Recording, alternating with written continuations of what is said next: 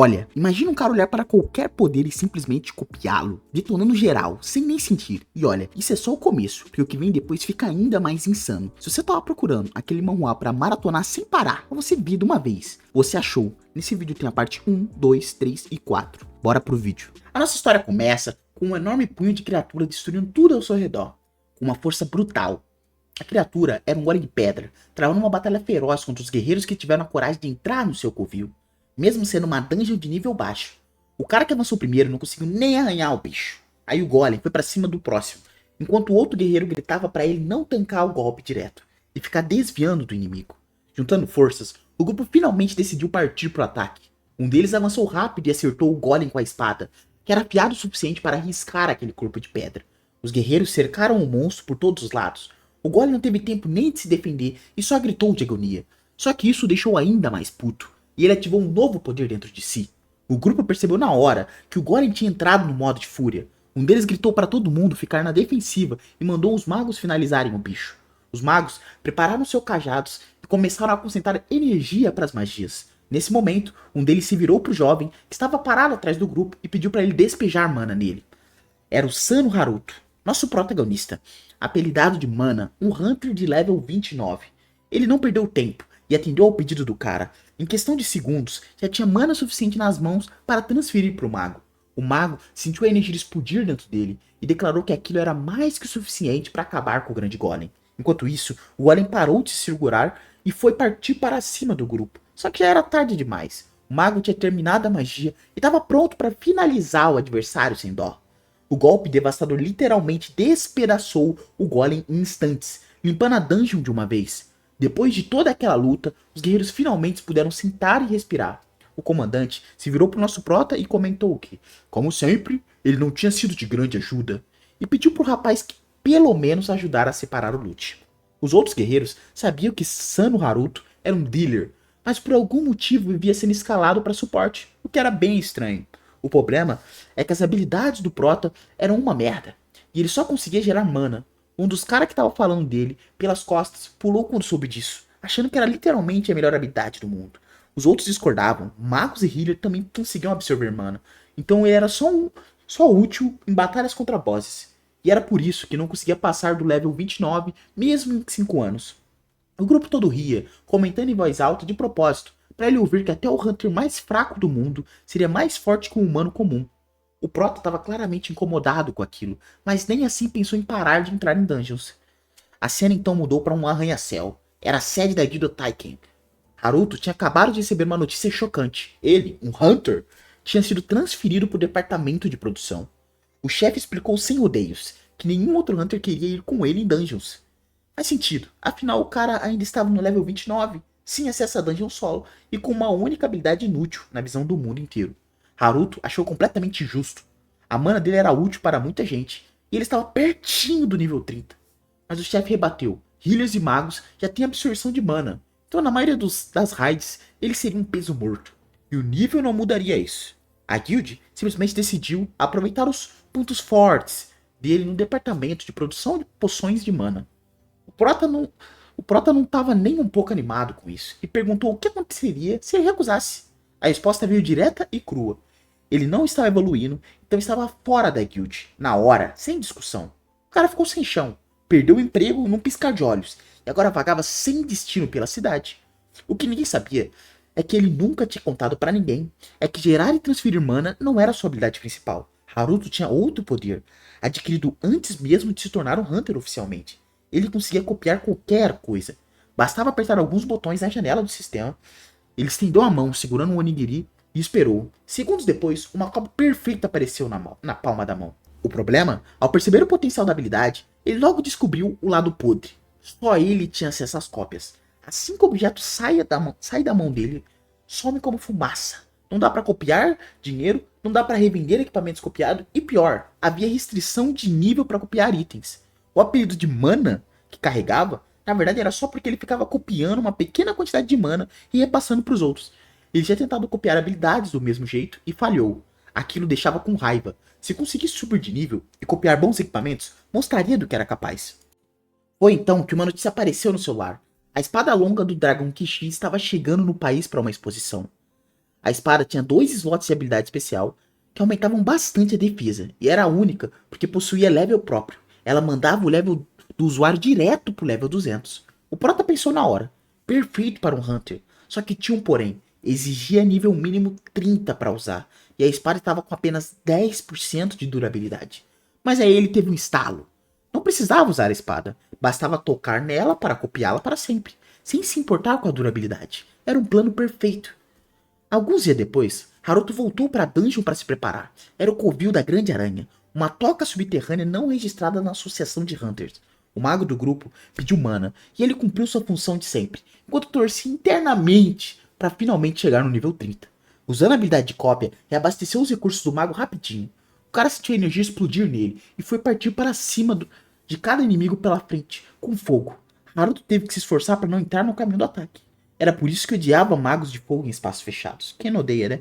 Após ir para a área, foi logo checar o nível. Um dos membros do grupo chegou rindo, provocando que era óbvio que nada ia mudar de qualquer jeito. Sugeriu que deveriam cobrar ingresso do Haruto para ficar assistindo um show de primeira fila. Era Ikanaga Aoi, seu companheiro de guilda, que já cobrava uma bebida de Haruto quando acabasse tudo ali. Esse cara entrava em dungeons não registradas desde criança, e graças a ele, Haruto conseguia acompanhar Hunters de nível alto. A arena do boss estava perto, e o grupo acelerou o passo até chegar ao ninho da Grande Aranha. Ali estava o monstro, enorme, protegendo seus ovos, pronto para rasgar qualquer um que chegasse perto de suas crias. Era Alexa, a boss da dungeon, nível 80, dormindo tranquilamente, sem saber que tinha visita. Naruto começou a duvidar que aquela criatura do inferno pudesse ser morta. Só de olhar, sentiu os joelhos tremendo. Aoi percebeu a cara do amigo e logo avisou. Ninguém ia deixar ele entrar na luta, então não tinha motivo para ter medo. Matar a Grande Aranha deveria ser fácil, mas era melhor ficar de olho na teia e nos ovos. Se a prole fosse destruída, Alex entraria em fúria imediata, e aí seria o fim de todos eles. Nesse momento, o magro do grupo se virou para Aoi, sem entender por que ele perdia tempo com aquela mana, que era o apelido do cara. Aoi se desculpou rapidamente com o parceiro, que já estava reclamando que não tinha tempo para isso, e saiu correndo, ansioso para lutar, e escorregou. Uma pedra que voou do pé dele foi parar exatamente na teia que era melhor não tocar. Todo mundo assistiu a cena com terror, sabendo muito bem o que viria a seguir. A aranha acordou. Sentindo o movimento, Alexa gritou freneticamente, avisando que não ia poupar ninguém. Um dos guerreiros correu para defender os companheiros e gritou com o mago, responsável por acordar o boss na hora errada. Alexa acertou o escudo dele com uma patada enorme, mas ele se manteve de pé, respondeu com a lâmina e decepou um dos membros cabeludos da criatura. O líder lembrou mais uma vez, cuidado com a teia e os ovos. O restante do grupo avançou para ajudar o companheiro. A aranha não conseguia nada contra aqueles hunters ágeis e fortes que cercavam ela de todos os lados. Haruto assistia tudo com os olhos arregalados, admirado com as forças do parceiro. Alexa percebeu que precisava agir, ou perderia. Virou para soltar a teia. O comandante gritou para todo mundo se esconder atrás das colunas. O mago, metido a besta, não entendeu por que estavam correndo. Já tinha derrotado inimigos assim antes. Mandou todo mundo sair do caminho e ia queimar a aranha junto com a teia inteira. Alexa, esperta, criou um escudo na hora. Enquanto isso, a bola de fogo já vinha voando em sua direção, iluminando a dungeon de laranja. No fim, a teia resistiu ao golpe sem problema, e o mago não teve chance alguma de se redimir. Aquilo deixou ainda mais furioso. Ia mostrar o seu poder de verdade. Naruto tentou parar o idiota, sabendo que ele só ia piorar as coisas, mas o cara não estava ouvindo ninguém e já preparava uma chuva de meteoros. O comandante gritou desesperado. Se acertasse os ovos, seria um erro fatal. O Haruto paralisou de horror enquanto assistia. Tarde demais. O fogo engoliu os ovos, desprotegidos, que começaram a rachar com um barulho horrível. O líder berrou para todo mundo correr. Não conseguiu se esconder a tempo. O boss o prendeu na teia. Aoi correu atrás do Haruto e o arrastou para trás de uma coluna antes que o monstro enlouquecido chegasse neles. O olho da aranha ardia de raiva. Estranhos tinham ousado destruir seus filhos. O comandante tentava desesperadamente se soltar da teia, sem sucesso. O mago também estava preso, sem conseguir acreditar que a bola de fogo não tinha feito nada nela. Aí, o boy se encontrou o culpado, e ele estava com um sorriso nervoso no rosto e lágrimas nos olhos. Coitado, implorou para ela não fazer o que estava planejando. No fim, começou a gritar para ela não chegar perto. Não adiantou nada. Com o movimento da patada enorme, o boy esmagou o corpo inteiro indefeso dele. Haruto não conseguiu desviar o olhar daquela cena, e descobriu, na pior hora possível, que aquele também não tinha escapado da teia. Estava preso. A pata da aranha se aproximava cada vez mais. Alexa o encontrou com aquele olhar aterrorizante. Antes, ele achava que era só uma dungeon de nível baixo, que tinha entrado por causa de um maldito nível. Agora estava na beira da morte. A aranha balançou a pata afiada e atravessou o Haruto de um lado ao outro. Ele começou a engasgar com o próprio sangue, sufocando de dor. De repente, uma mensagem do sistema apareceu na frente dele. Deseja copiar e colar o objeto selecionado? Aí a habilidade de Haruto mostrou que não era tão inútil assim. A regra do objeto desaparecer não valia para o próprio corpo dele, então ele tinha criado uma cópia de si mesmo por precaução. Na morte, a consciência migrava para a cópia e o corpo morto simplesmente se dissolvia. Ainda era difícil se acostumar com ver o próprio corpo virar pó, mas não tinha escolha, ativou o plano B. Na nova vida, não durou muito ela. A aranha o encontrou e o perfurou de novo. Ele usou a habilidade mais uma vez, criou outro corpo e finalmente conseguiu se esconder atrás de uma coluna enquanto ela tentava entender para onde a vítima tinha sumido. Naruto sabia que a criatura não ia deixá-lo escapar, mesmo copiando o corpo infinitamente. Foi quando percebeu que Aoi estava ali perto, ainda preso e ainda vivo. Fechou os olhos e virou o rosto. Não sabia como ajudar o amigo. Enquanto isso, a aranha parecia sentir a presença humana e se aproximava do esconderijo dele. Aoi ouviu tudo e gritou desesperadamente por Haruto fazer alguma coisa. O cara sabia que sair dali seria difícil demais, mas abandonar o amigo? Impossível. Lembrou que foi esse mesmo amigo que apareceu quando todo mundo tinha largado ele para trás e correu para a luta, pelo menos para tentar ajudar o Aoi. Pegou a espadinha nada impressionante que tinha e tentou acertar o boss. Inútil. A aranha arremessou ele para longe com força. A patada foi parar na coluna onde o Aoi estava amarrado. E por sorte não acertou. De repente, o sistema anunciou que o nível do prota tinha subido. Haruto ficou surpreso que o golpe tinha funcionado. Quando, bum, a aranha o atacou de novo sem ele sequer ver. Depois de copiar o corpo mais uma vez, o pensamento foi imediato. Precisava chegar na espada longa do dragão Kishi. Parecia longe, mas ele não ia escapar de qualquer jeito. Então ia matar o boss da dungeon. Mesmo que precisasse morrer 100 vezes, 200. Para isso, precisava causar pelo menos algum dano em cada uma das suas vidas. Passou 3 dias inteiros naquela dungeon, lutando dia e noite, morrendo e perdendo umas 50 vidas. Mas nesse tempo, habilidades evoluíram infinitamente. Haruto já picava o corpo de uma aranha com muito mais confiança. A morte dela era só uma questão de tempo. A aranha gigante ia enfraquecendo a cada minuto. Felizmente, sem regeneração. Mesmo assim, Alexa continuava soltando a teia perigosa repetidas vezes.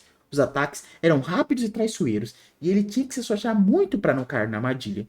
Como já tinha melhorado bastante, conseguia desviar dos projetos de teia com facilidade, mesmo com 4 ao mesmo tempo. Aí ele percebeu que Alex estava na verdade empurrando ele para baixo da pata, e ele ia trespassá-lo alguma vez. Já acostumado com aquele golpe pesado, conseguiu pular de um lado a tempo. Usou o momento para escalar o corpo da aranha e se aproximar da cabeça. Chegou perto o suficiente, saltou bem alto e balançou a arma para acertar o ponto fraco da inimiga. Haruto gritou com tudo, colocando toda a raiva e dor acumulada naquele brado. Queria finalmente acabar com aquilo de uma vez. Acertou bem entre os olhos da grande aranha, com a última gota de força que tinha, e a lâmina quebrou em pedaços sem causar dano algum.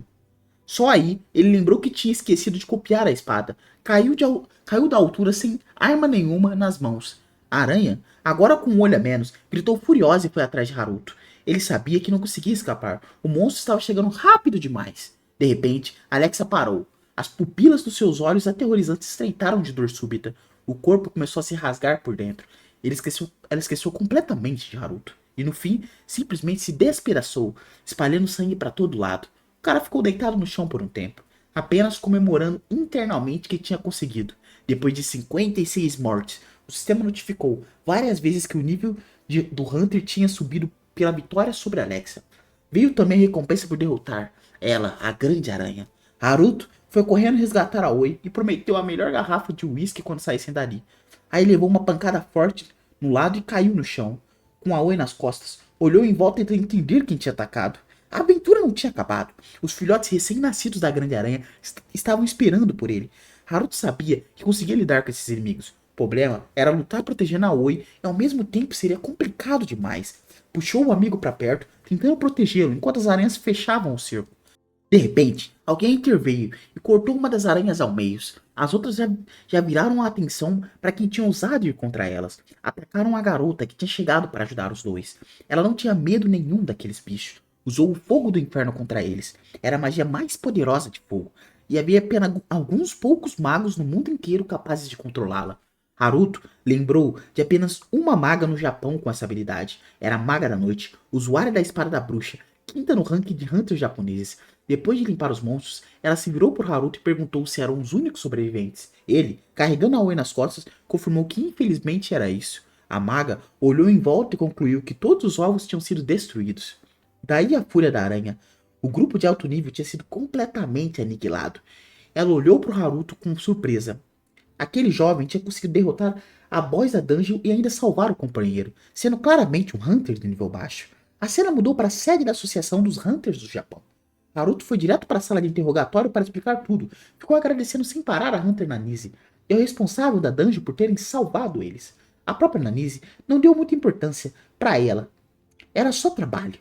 Informou que todos os itens e relatórios sobre a aranha gigante já tinham sido entregues. Nanise liberou Haruto logo em seguida, já que ele tinha fornecido tudo o que precisavam. Ele não esperava ser solto tão facilmente.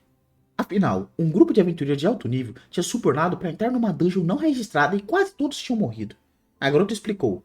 Dezenas, centenas de aventureiros morrem todo dia em dungeons não registradas. Eles mesmos assinam a declaração de risco na entrada e saída. E sobre hunters de nível baixo como ele, que pagam propina para participar ilegalmente para subir de nível, a associação simplesmente faz vista grossa. O desejo de ficar mais forte é natural para qualquer hunter, mesmo que seja ilegal. Antes de ir embora, Nanise avisou que o pagamento pelos itens da Aranha Grande chegaria em alguns dias. Haruto recusou a recompensa na hora, pediu que tudo fosse repassado para Oi. Nanise ficou olhando para o corredor vazio por um tempo. Depois que ele foi embora, começou a suspeitar que aquele jovem não era alguém comum. Afinal, recusar recompensas assim e limpar uma dungeon de alto nível sozinho? Nanise estava convicta, o Hunter Sano estava escondendo alguma coisa. Enquanto isso, Haruto mal conseguia segurar o sorriso. As coisas tinham saído melhor do que imaginava. Abriu o inventário para ver o bastão da grande aranha, que tinha conseguido copiar. O item tinha o mesmo efeito que a teia e exibia forte poder adesivo por um determinado período. Na hora que leu a descrição, ficou decepcionado. Parecia fita adesiva glorificada, que custou um absurdo de esforço e vidas. Mas enfim, decidiu copiar o bastão para usar pelo menos contra moscas e mosquitos. Também não fazia ideia de como usar o item, então resolveu estudar. Um segundo depois, o bastão simplesmente se dissolveu no ar. Haruto nem teve tempo de entender o que tinha acontecido. Ficou olhando em volta confuso, e aí descobriu. O bastão tinha sido absorvido por uma habilidade existente e aumentou a capacidade de inserção. Aquilo chocou completamente o nosso herói, que nem sabia que algo assim era possível. O sistema anunciou que uma das habilidades copiadas podia ser aprimorada ainda mais. A inserção tinha chegado a um novo nível. Agora, com 3 variantes de habilidade, Haruto entendeu. Habilidades podem evoluir ao absorver itens correspondentes. Curioso foi ver o que as novas opções diziam. Descobriu que objetos inseridos podiam agora ser mantidos pelo tempo que quisesse, além de poderem ser inseridos em qualquer lugar por um determinado período. Antes, achava que a habilidade era inútil. Agora, tudo tinha mudado completamente. Resolveu testar na hora. Inseriu o bastão por apenas 1 minuto e soltou o objeto das mãos. Ele não desapareceu. Quando o tempo esgotou, o bastão da grande aranha se dissolveu e sumiu. Os olhos de Haruto brilharam de empolgação pura. Aquilo mudava todas as regras do jogo. Então começou a fazer mais itens e colocou os timers em 100 mil anos. Haruto não conseguiu segurar as emoções. Comemorou bem. Tinha certeza que a partir daquele dia finalmente ia ficar rico e viver como gente. Mas antes de tudo, precisava copiar a espada do dragão Kishi. Então, enquanto isso, a cena voltou 2 horas no passado. A ponte Heibo, em Tóquio. O trânsito era pesado, carros em disparados nos 2 sentidos, um comboio avançava pela via, mantendo velocidade e distância. Num dos carros estava Mori Grant, da Associação Internacional de Hunters, perguntando para a parceira quantas vezes eles tinham vindo ao Japão. Harris Hug, também da organização, respondeu seco, 2 vezes antes. Mori lembrou que a mãe dela parecia ser daqui, então ela provavelmente gostava de voltar. Ela cortou frio. Era a terra da mãe, não dela. Tanto fazia. Mori também lembrou que a exposição da espada longa terminaria no Japão e perguntou se ela tinha pedido folga. Ela confirmou que iria encontrar algo nas dungeons japonesas. Ele desejou boa sorte. Ela disse algo estranho, que não era da conta dele, mas que um dia aquilo ia afetá-lo também. Nesse momento, a rádio do veículo da frente informou que estavam passando pelo túnel da ponte Heibo. Por conta das ondas eletromagnéticas, a comunicação ficaria interrompida por 5 minutos. Mori achou até um pouco romântico que a dungeon ficava bem acima do mar. Ares não tinha nada de romântico na cabeça. Pediu para ele parar de bobagem, porque se o subsolo desabasse, seria um desastre de verdade. Mori gritou para alguém abrir a janela, porque o cheiro era sufocante. Ares continuou sem entender o que tinha de romântico numa dungeon tão perigosa. A cena mudou. Por escritório na entrada do subsolo do Ponte Rebel, o bilheteiro Sino Satoru reclamava do tédio de trabalhar na entrada. O parceiro não entendia a reclamação, considerando que só 3 semanas atrás aquele lugar tinha sido um inferno na Terra. Nesse momento, uma grande gota estranha caiu perto do pé do jovem. Os dois ficaram olhando para aquela substância confusa. Kiro olhou melhor e percebeu. Era uma lesma fofa que tinha aparecido fora da dungeon de algum jeito. O parceiro perguntou assustado se a lesma podia ter chegado à superfície. O Hunter ficou branco quando viu aquilo. Sabia muito bem aonde aquilo levaria. Atrás dele, algo muito maior que a lesma já tinha aparecido. Com pavor, Satoru olhou para cima, para o monstro que tinha saído da dungeon, percebendo que a situação estava completamente fora de controle. Os dois pegaram as armas, na esperança de que aquilo os protegesse de um gigante daquele. O orc enorme atacou com um porrete cheio de espinhos enquanto o Hunter desesperadamente tentava se defender com um escudo fraquinho. De volta ao presente, no escritório da Associação de Hunters do Japão, Haruto viu que todas as suas estatísticas tinham subido e o nível chegou a 50. Não tinha morrido tantas vezes à toa. Com esse nível, ficaria mais fácil entrar em grupos. Em dungeons de nível médio, os monstros costumavam ter nível parecido, com exceção das áreas iniciantes. O plano era começar coletando bastões da Grande Aranha para tentar vender em leilão. Foi aí que ouviu passos pesados no corredor, Hunters claramente agitados, pedindo passagem. Haruto ouviu eles comentando que uma dungeon tinha acabado de colapsar. Não entendia como aquilo tinha acontecido e começou a suspeitar que tinha ocorrido uma invasão em algum lugar. Os Hunters falavam entre si que tinham sido enviados antes das grandes guildas, porque a carreta com a espada lendária também tinha caído na armadilha, e foi por isso que receberam a solicitação. Só aí, Haruto caiu em si. A espada longa do dragão Kishi estava cercada de monstros da invasão. Helicópteros já esperavam no telhado do prédio da associação para transportar os Hunters até o local. Iam pedir reforço de outras guilds. A prioridade era proteger a van com os itens lendários. Um dos Hunters achou aquilo um absurdo e quis saber quem tinha dado a ordem. Aí o parceiro cortou. O comando do esquadrão era quem mandava. Era Nanise. Ela olhou firme para os subordinados e reforçou que a situação era emergencial. Perguntas depois. Nesse momento, percebeu que algo estranho também estava acontecendo no telhado. Guardas tentavam deter um cara que tentava desesperadamente furar o bloqueio e embarcar na missão junto. Nanise tentou embarcar todo mundo logo. Não tinham tempo a perder. Os guardas não iam deixar o jovem passar de jeito nenhum. E ele gritava que queria ajudar. A garota reconheceu ele na hora. Era o mesmo Sr. Sano que tinham falado há pouco tempo. Ele queria ajudar a evacuar os civis, se não pudesse lutar contra os monstros. Qualquer ajuda seria útil numa situação daquelas. Nanise esperava que ele quisesse entrar e não sabia nem como responder ao pedido.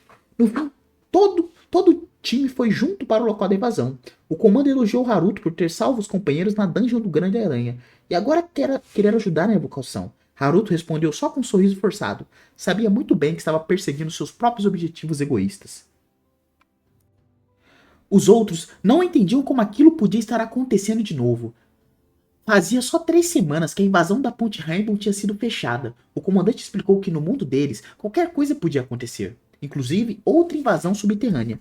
E por mais vezes que acontecesse, eles iriam ao epicentro sempre, para evitar que se repetisse o desastre de 15 anos atrás.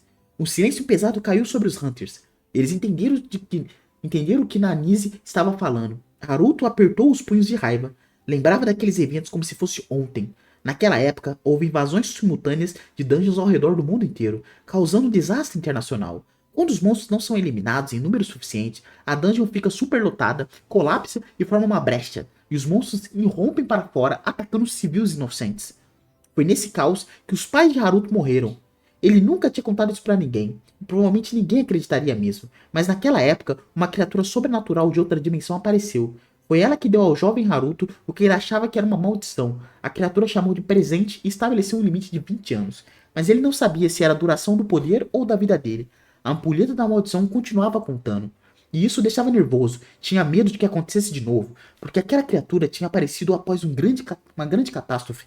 Se ela aparecesse outra vez, outro cataclisma viria junto. E restavam apenas 5 anos. Mesmo assim, Haruto tinha esperança. Agora entendia como desenvolver as próprias habilidades e se tornar um Hunter mais forte. Talvez conseguisse prevenir o desastre e quebrar a maldição. Enquanto isso, o caos reinava de forma absoluta na ponte Hyrule. Explosões, monstros atacando civis, carros voando em todas as direções. Os Hunters eram poucos, e o bilheteiro temia que não fossem conseguir proteger todos. Nesse momento, um ogro enorme tentou atacar o jovem por trás, erguendo o porrete para um golpe esmagador. No último segundo, o Hunter reagiu e cortou o monstro ao meio. O próximo ogro foi para cima do bilheteiro, que ainda não tinha se recuperado do susto, mas o parceiro interveio a tempo, arremessando a espada do monstro. O Hunter gritou com Satoru, sem distrações no meio da batalha. Satoru mal conseguiu respirar de susto, mas agradeceu de coração. O Hunter ficou bravo. Como o cara podia relaxar naquele momento? Avisou para não fazer isso de novo no campo de batalha. Ele já tinha percebido que o parceiro não pegava leve nas palavras. Mas era esse mesmo cara que tinha salvado ele do orc. E hoje era a segunda vez. Olhou admirado para o Satoru, que estava perdendo sangue demais e parecia mal, e decidiu que teria que recompensar ele depois. Perguntou sobre reforços. Por causa das ondas eletromagnéticas da dungeon, sem contato, mas o Hunter tinha certeza que os outros já sabiam da situação e estavam a caminho. Tinha que correr até a ponte para encontrar os reforços o mais rápido possível. Nesse momento, o monstro apareceu na ponte entre os carros destruídos. Era o Rei Urso, que era um monstro nível 190. Mori não tinha tanta certeza de que a van estaria bem, mas Ares pediu para não preocupar. A magia protetora estava no nível máximo, nenhum monstro de nível 400 conseguiria arranhar o veículo. Enquanto isso, a ponte começava a desabar, pedaços de concreto e ferragem caíam na água. Um segundo monstro apareceu logo depois, e a garota começou a suspeitar que nem a magia mais forte os protegeria. Satoru e o parceiro ficaram sem palavras ao ver aquela criatura. Aí o barulho crescente veio de longe. E o time de Nanise finalmente chegou. O piloto tentou informar a comandante sobre o que estava acontecendo na ponte, mas não achava palavras para descrever a situação. Até a própria Nanise ficou agitada ao ver o que os esperava. No epicentro de toda aquela destruição, o boss da dungeon da ponte Hyrule, Kishan. A comandante se recompôs e ordenou que o esquadrão inteiro se preparasse para atacar. Nesse exato momento, o dragão enorme começou a concentrar poder na boca para atacá-los. A energia era tão colossal que parecia que o próprio espaço ao redor estava dobrando e rachando. Kish soltou o ataque com fúria, observando com aquele olhar pesado se tinha acertado o alvo. Haruto mal acreditava que aquela criatura tinha destruído uma ponte inteira e torcia para a espada estar intacta. Enquanto isso, os pilotos tentavam manobrar para salvar as próprias vidas e a dos companheiros. No fim, não conseguiram desviar e uma explosão poderosa sacudiu a ponte. Nanise ordenou imediatamente: mudança de plano. Agora todo mundo focado em destruir Kisha.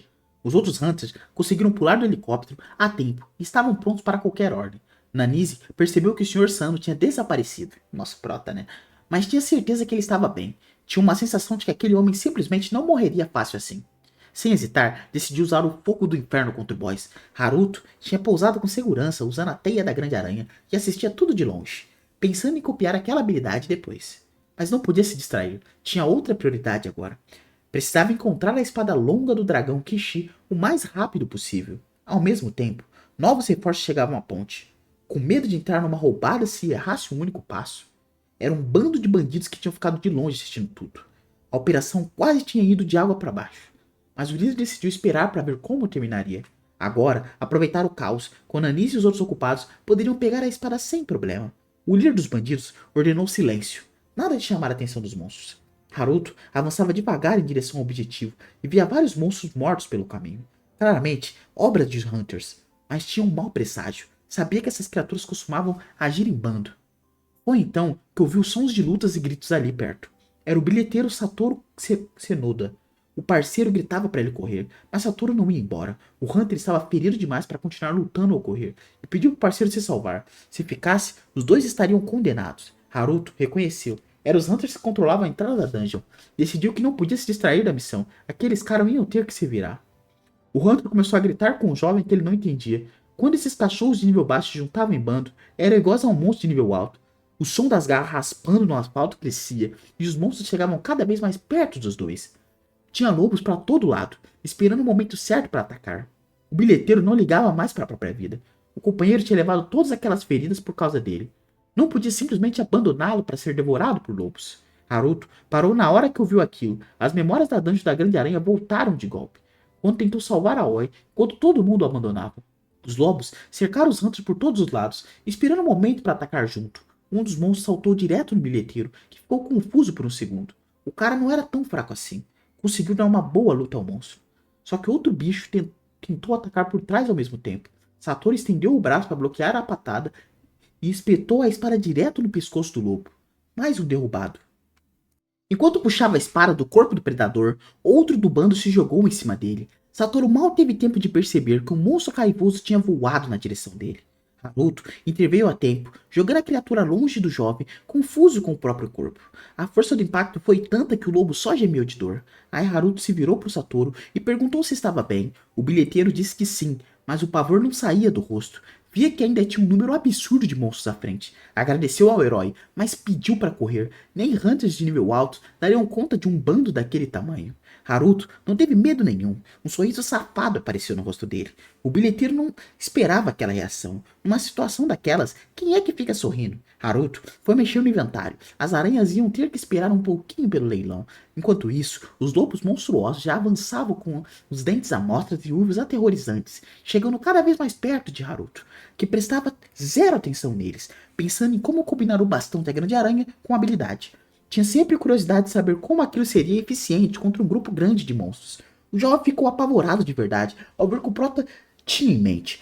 Haruto ativou o bastão de grande aranha junto com a segunda versão da habilidade de inserção e em instante, todos os monstros foram envolvidos em teias de aranha. O sorriso de Haruto foi crescendo. O plano tinha funcionado perfeitamente. Todos os monstros caíram no chão impotentes, sem conseguir atacar ninguém. Haruto os embrulhou num casulo enorme, usando a teia forte da grande aranha. Depois, percebeu que simplesmente amarrá-los não deu muito ganho de nível, mas como esperado, a técnica foi perfeita conturbando. O jovem estava completamente chocado com o que tinha visto.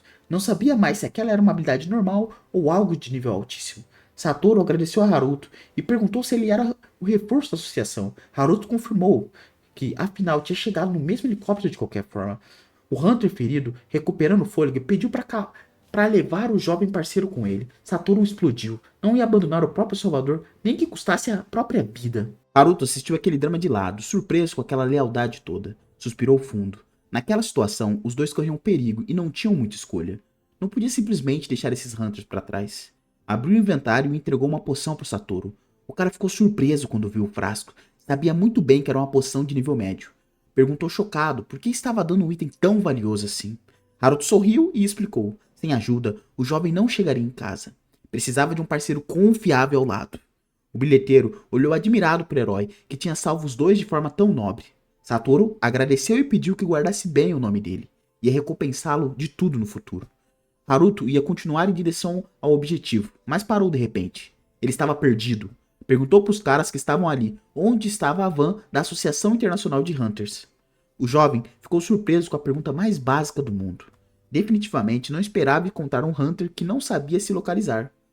Do outro lado da ponte Hybel, um urso enorme fazia o maior estrago.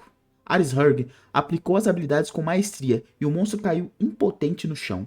O parceiro ficou surpreso. Mesmo sendo Hunter, a garota era pacifista. Simplesmente colocou o adversário para dormir.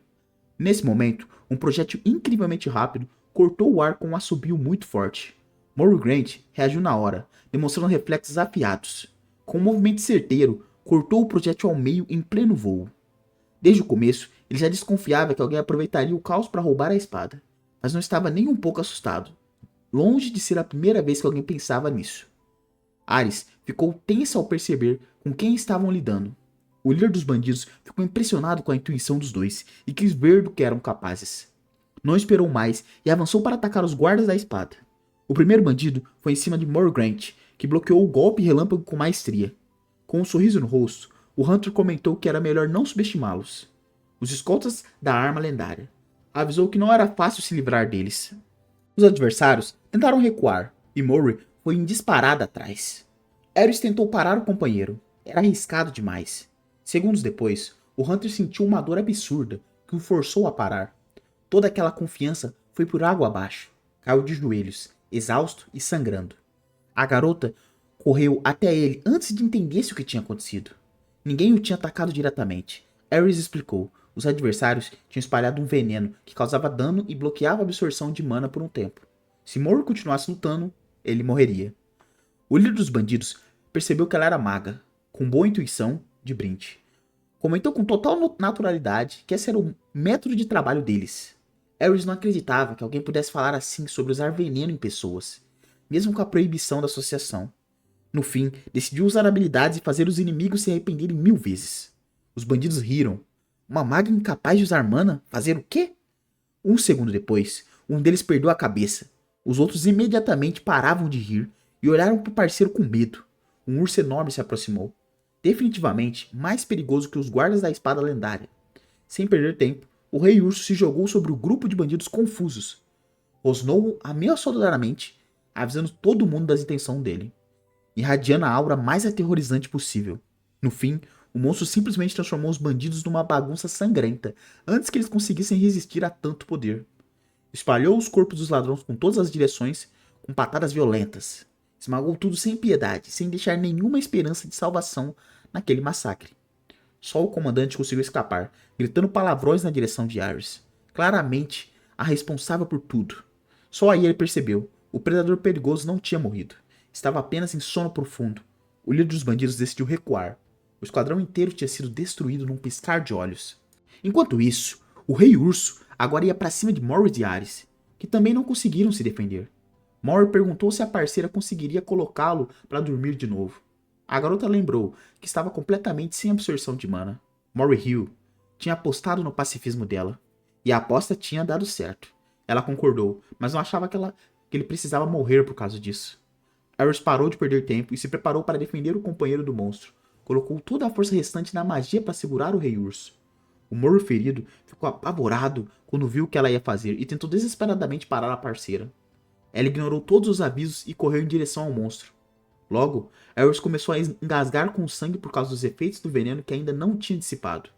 Mesmo com a dor insuportável, continuou segurando a magia pela segurança do amigo. Só aí percebeu que o bloqueio na absorção de mana tinha cortado também as próprias habilidades. Viu a patada enorme do rei urso vindo em direção a ela em velocidade brutal. Aerys simplesmente aceitou o destino. Nesse momento, o Proto entrou em ação e tentou salvá-la com a sua habilidade. A garota paralisou completamente em choque.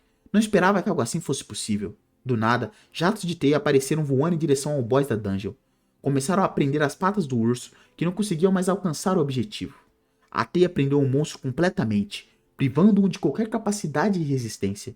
Mas ainda não era o suficiente. Haruto liberou um número enorme de casulos da grande aranha.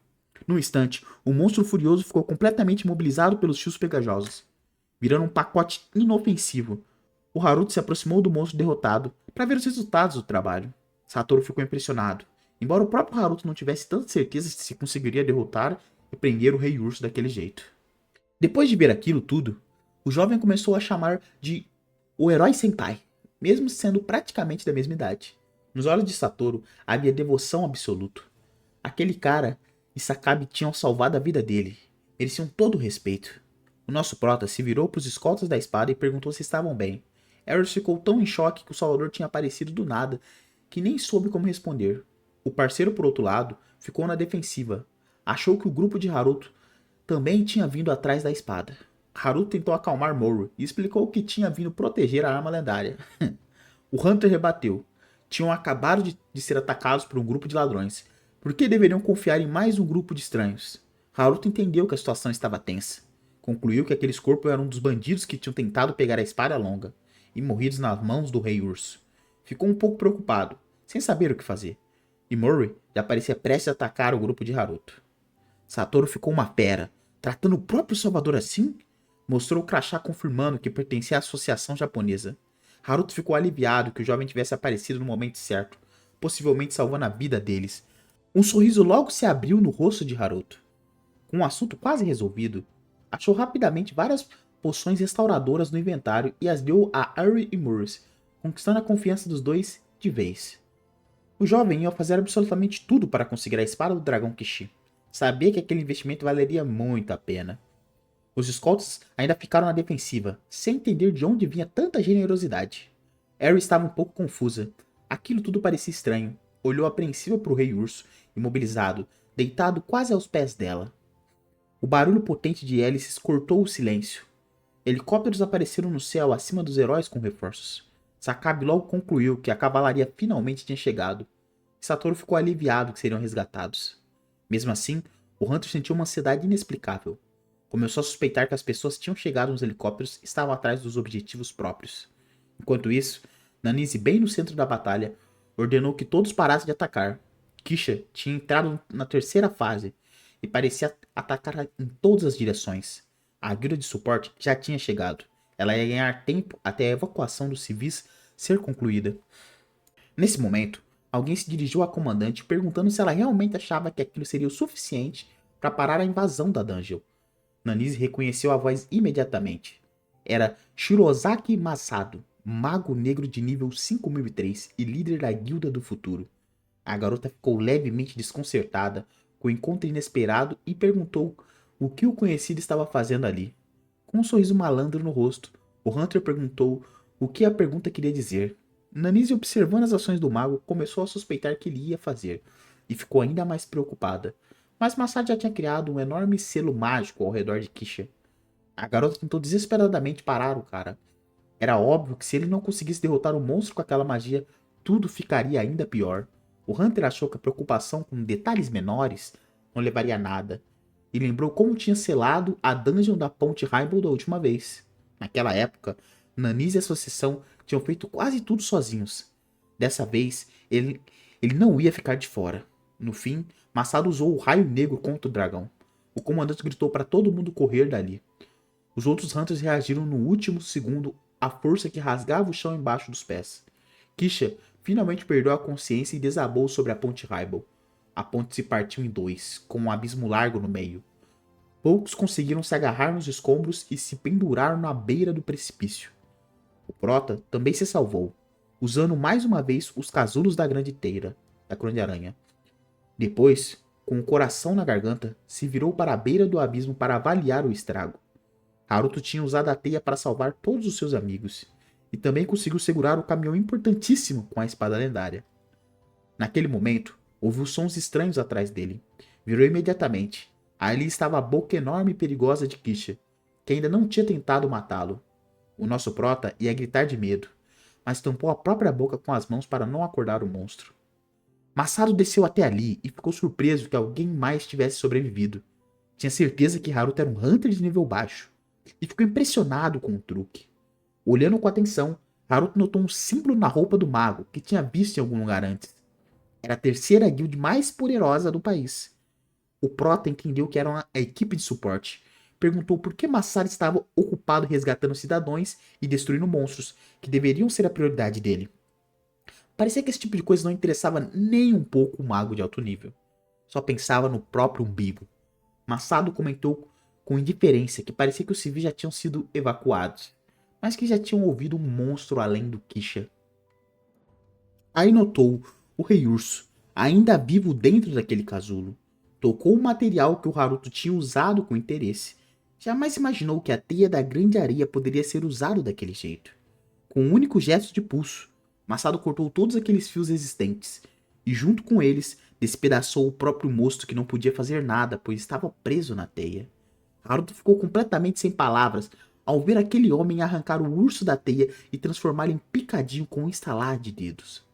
O Prota começou a suspeitar que Kisha também era obra de Masaru. Mas naquele momento, uma notificação do sistema apareceu na frente dele. Aumento de nível. E também um aviso de que ele não tinha obtido item por derrotar o Rei Urso. Masaru ouviu o som do level up de Haruto e ficou surpreso que ele tivesse conseguido algo com aquele monstro tão fraco.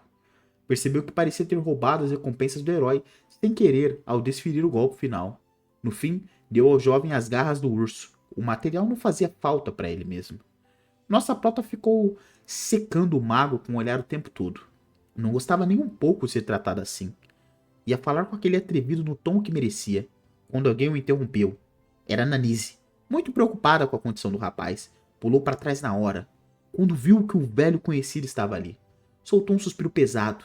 Masaru entendeu que Haruto também pertencia à associação. Daí a antipatia logo de cara. A garota tentou perguntar o que tinha acontecido enquanto ela estava fora. Haruto respondeu através dos dentes que nada de especial tinha acontecido. O comandante explicou que a equipe de suporte estava evacuando civis e sugeriu que o jovem fosse com eles. Se Kisha acordasse, voltaria a fazer estrago. O prota perguntou imediatamente se havia alguma chance de matar aqueles boss. Nanise respondeu tristemente que era impossível. Quando a vida do boss monster caía abaixo de 1/3, eles ativam o modo de fúria ou ataque em área, e nos dois casos, atacam em todas as direções. Monstros do nível de Kisha têm uma quantidade absurda de vida e ativam 2 habilidades ao mesmo tempo. A batalha se divide em fases. Na terceira fase, Kisha realiza ataques destrutivos em larga escala. O dragão estava nessa fase naquele momento. Protegida por uma barreira que podia absorver mana do ambiente, qualquer ataque era inútil.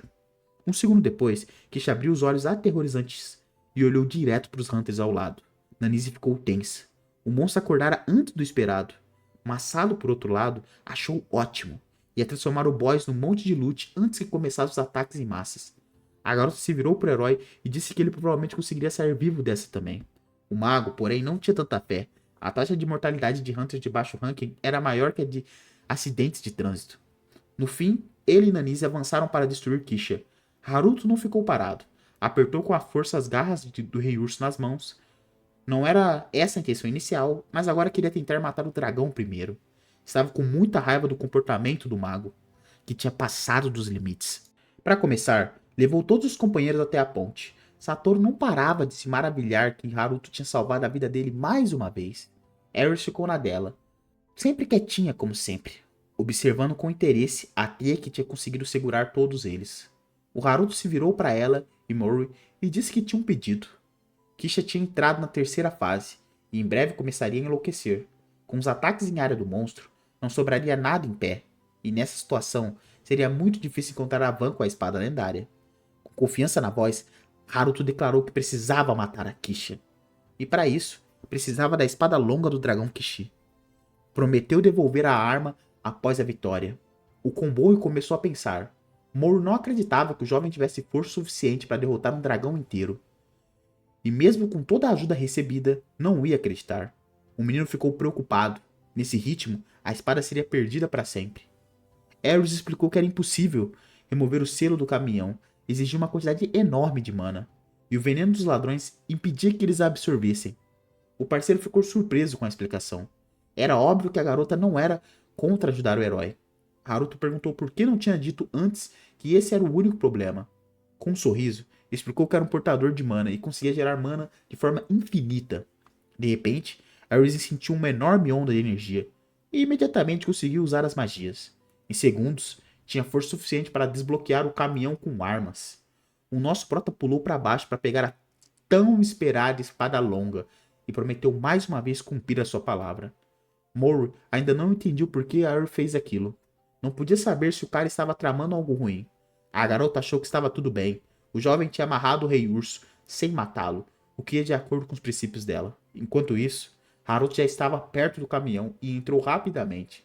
Não conseguia esconder a alegria. A espada longa do dragão Kishi estava quase nas suas mãos. Fazia tanto tempo que corria atrás disso.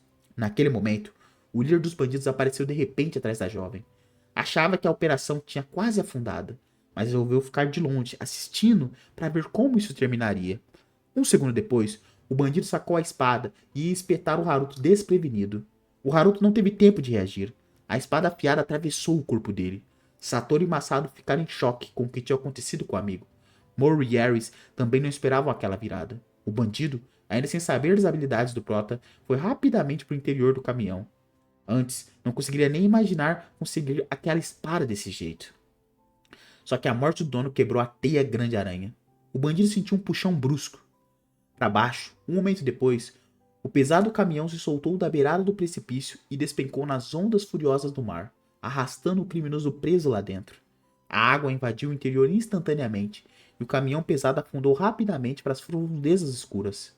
Naquele momento, o Proto usou as habilidades e apareceu atrás do adversário, comentando com um sorriso que também não tinha imaginado que chegaria a espada daquela forma. O bandido não teve tempo de reagir à virada brusca, e o Proto espetou com a espada sem dificuldade. Haruto deixou claro: devolve tudo em dobro, o bem e o mal. Depois jogou o ladrão longe para afundar no mar sem fundo. E finalmente a espada longa estava nas mãos dele. Aquela que tinha perseguido por tanto tempo, gastando tanta energia, contemplou admirado a espada do dragão Kishi. Tanto sonho por aquela arma. Sem hesitar, tentou copiá-la para o inventário. Naquele momento, o sistema informou que a cópia era impossível. O nível do usuário não correspondia ao nível exigido pelo objeto. Haruto definitivamente não esperava aquilo. Tinha certeza de que o plano iria até o fim. Sabia que para usar a espada longa era preciso no mínimo nível 30, e o próprio nível já tinha passado de 50 fazia muito tempo. De repente, ouviu a voz do bandido atrás dele. O cara tinha sobrevivido. Comentou que não havia nada pessoal nisso, mas a honra do assassino da guilda Torre de Sangue estava em jogo. Espetou Haruto de novo, e ele despencou no chão, esgotado. O bandido tinha habilidade de cura. O primeiro golpe não tinha sido suficiente. E agora ia devolver as palavras arrogantes e cheias de confiança do herói de volta para ele. Triplicadas. Deixou claro que Haruto morreria pela lâmina dele sem ver mais um amanhecer. Nosso prota já tinha desistido. Foi lembrado que tudo tinha custado para chegar até ali, só para ver tudo ir por água abaixo. Naquele momento, o sistema anunciou que a espada longa do Dragon Kishi tinha se fundido com o usuário. O cara podia agora absorver as características da arma. Haruto não sabia que as habilidades dele tinham essa possibilidade. Assistiu tudo com espanto. Assim conseguiu um adicional de 35% de defesa da habilidade passiva da espada longa. A habilidade também copiou e absorveu o primeiro poder único da lâmina, vampirismo. Depois, o Proto obteve o segundo poder único, Berserker. No fim, Haruto absorveu todas as habilidades da arma lendária, enquanto a barra de vida caía abaixo de 25%. Por isso, o modo de defesa do usuário da espada longa do Dragon Kishi foi ativado. Usando a habilidade de cópia, ganhou o segundo poder único da espada, Berserker. Enquanto isso, Kisha já concentrava uma quantidade enorme de energia na boca para atacar. Massado finalmente percebeu que a situação era grave. O monstro ia acertar a área toda. O tempo precioso estava acabando. O ar literalmente carregado de tensão pela energia colossal que o monstro acumulou para o golpe devastador. De repente, o lagarto enorme congelou e a energia acumulada na boca começou a oscilar de forma instável. Num instante, uma lâmina invisível cortou Kisha ao meio, sem que ela sequer percebesse o que aconteceu. Nanise e Massado assistiram tudo com uma surpresa absurda. Não conseguiam entender quem estava por trás de algo tão poderoso. Por fim, o sistema informou todos os Hunters que o boss da dungeon tinha sido destruído com sucesso e a brecha selada. A noite chegou e a cena mudou para o prédio da Associação de Hunters do Japão. Na reunião, foi relatado que, como resultado da invasão da dungeon da Ponte Rainbow, muitos civis e Hunters tinham sido feridos, e os danos eram irreparáveis. Mas graças à ação rápida da Associação de Hunters e das guildas, a situação se estabilizou em 2 horas. Fukawa Toko pediu aos companheiros que não ficassem tão na fossa. Dessa vez tinham finalmente conseguido derrotar o boss. Takushi G-Class, líder da Guild Midas, lembrou 3 meses atrás a associação já tinha selado a brecha da dungeon da Ponte Rainbow. Shinoda Makoto, da Taikan, explicou imediatamente que selar não garantiria que a dungeon não colapsaria de novo. Os outros ficaram indignados. Como uma dungeon assim poderia ter voltado a ser invadida num período tão curto? Nanise ouvia indiferente todas aquelas discussões sobre posse da dungeon, pensando só se o Sr. Sano tinha conseguido escapar. Naquele momento, Takushi bateu o punho na mesa. Não estava nem um pouco interessado em papo. Lembrou que normalmente um boss levava no mínimo 6 meses para reviver. E insinuou que aquilo poderia significar que a Nanise não tinha acabado com o Kisha da última vez. Em resposta, a garota só deu um suspiro de descontamento, sem nenhuma intenção de se justificar para o colega. Calmamente, colocou a mão na mesa perto do copo. Um segundo depois, a mesa inteira começou a tremer, assustando sério os outros presentes ali. No fim, os móveis se despedaçaram quando Nanise usou os poderes. Mostrou o peso da mão para todo mundo, forçando os Hunters a se esquivarem dos destroços. Massado nem ligou para o gesto repentino da colega. Tomou água calmamente, protegido por um escudo. Os colegas ficaram chateados e perguntaram o que estava acontecendo ali. Aquilo irritou Glass ainda mais, e a raiva dele veio à tona com força redobrada. Naquele momento, alguém finalmente freou o Takushi. Era óbvio que aquilo não levaria a nada de bom. Era Fukawa Toko, que se desculpou pelo comportamento desrespeitoso. O homem só clicou a língua em descontentamento. A garota tinha perdido qualquer medo e prometeu que se continuasse provocando-a, simplesmente morreria ali. Nanise não respondeu a isso, só grunhiu. O Hunter finalmente explicou. Tinha mostrado a Shockwave a recompensa pela morte anterior da Kisha. Depois se virou para o Sr. Shirokai, que tinha contribuído mais do que ninguém no confronto recente, e deixou claro que ele não ia deixar ela mentir. O cara não ficou nada satisfeito que a colega tinha o arrastado para aquilo, mas confirmou que ela não estava mentindo, embora ultimamente estivesse andando tão ocupado que ainda não tinha chegado a checar a recompensa. Fukawa Toko abriu um sorriso. Acreditava que tudo tinha dado certo graças ao Masato. Todo mundo começou a aplaudir enquanto ele fingia que não era nada demais. O próprio cara começou a suspeitar que Nanise estava tramando algo e olhou rapidinho para ela para ver a reação. O rosto da Hunter mostrava apenas um leve sorriso, sem nenhum traço de irritação. Masato começou a suspeitar que a rival estava guardando ressentimento por ele ter interferido. E ia fazer ela pagar por toda aquela insolência. Enquanto isso, Nanise anunciou que assumiria a responsabilidade por investigar a causa da invasão da dungeon e também responsabilizaria a guilda pelo atraso nos esforços. Todos os Hunters se acalmaram imediatamente diante da frieza e do olhar gélido dela. A garota observou que parecia que já tinham esgotado as perguntas para ela e se despediu dos colegas. Naquele momento, as portas da sala de conferência se abriram de repente e alguém entrou. Era Mori e Ares, aliviados por a reunião não ter terminado ainda. Explicaram que chegavam em nome da Associação Internacional com informações importantes. Informaram que devido a uma invasão recente, a única espada longa do dragão Kishi do mundo tinha sido roubada. Os Hunters explicaram que o incidente ocorreu durante o transporte da arma para uma exposição no Japão, e pediram participação ativa de todos na busca pela arma. Glass logo lembrou que os próprios guardas do comboio pareciam ter removido o selo da van quando foram atacados pelos bandidos. Ares Hug informou imediatamente que aquilo tinha acontecido a pedido do Hunter Satoru Shinoda, da Guild Taiken, e do Hunter Haruto Sano, da Associação dos Hunters. Fukawa Toko e Nanise ficaram chocados quando descobriram aquele detalhe. Até Shirozaki Masato não esperava que o rival recente estivesse por trás do roubo da espada longa. Shinoda Makoto ficou confuso ao perceber que um membro da própria organização podia ser suspeito. Fukawa Toko comentou que não havia nenhum Hunter chamado Sano Haruto na associação. Nanise só cerrou os dentes de raiva, afinal, foi ela mesma que tinha aceitado o cara no time. Masato notou a reação da rival na hora e achou que era uma ótima chance de se vingar, então perguntou a Ares se ela se referiria ao jovem que tinha amarrado o Rei Urso com a teia. A Hunter disse que tinha tido um pequeno desentendimento no local, mas ela mesma estava surpresa. Parecia que o cara era realmente membro da associação. No fim, Masato se virou para Nanise e perguntou como entendeu tudo aquilo. Afinal, parecia que ela era conhecida do suspeito. Masato perguntou diretamente se aquele homem podia ter roubado a espada longa do dragão Kishi. Enquanto isso, a arma lendária estava nas mãos de Kurasaki Takumi, o próprio bandido, líder da guilda obscura Torre de Sangue. O criminoso contemplava a lâmina admirado. Só de segurá-la, o nível dele subiu para 200. Aí entendeu que todos os bilhões gastos para organizar a invasão da dungeon valeram a pena. O assistente de Takumi, que estava ouvindo tudo, mal acreditou que o líder tinha organizado a invasão. Naquele momento, o líder da guilda se virou para ele e pediu que explicasse como o subordinado tinha perdido o esquadrão inteiro.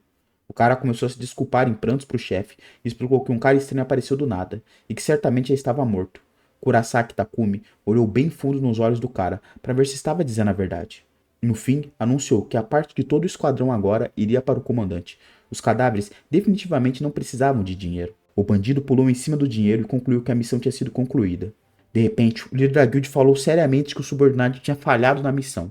Com um sorriso no rosto, Takumi perguntou quem venderia a única espada lendária do mundo por 10 bilhões e começou a suspeitar que o cara tinha aceitado a tarefa para obter informações sobre ela. O bandido pulou de susto, lembrando muito bem o que fracasso significava naquela organização. Agora, não ia mais tratar o chefe com tanto respeito. Takumi disse friamente que não era nada pessoal, mas de qualquer jeito não precisava de testemunhas. Era melhor eliminar todo mundo que tinha participado da operação. Um segundo depois, um swing poderoso da lâmina soltou uma energia absurda, e o material resistente da parede amassou. O bandido voou. Sem sobreviver ao golpe brutal, o líder não parou por aí, simplesmente cortou o corpo do coitado ao meio. O sistema então informou que a durabilidade da espada longa do dragão tinha se diminuído em 2 pontos, restando apenas 8. Takumi pensou imediatamente que seria muito frustrante se a arma lendária quebrasse antes de conseguirem repará-la. Ao mesmo tempo, a entidade desconhecida entrou em contato com nosso prota de novo.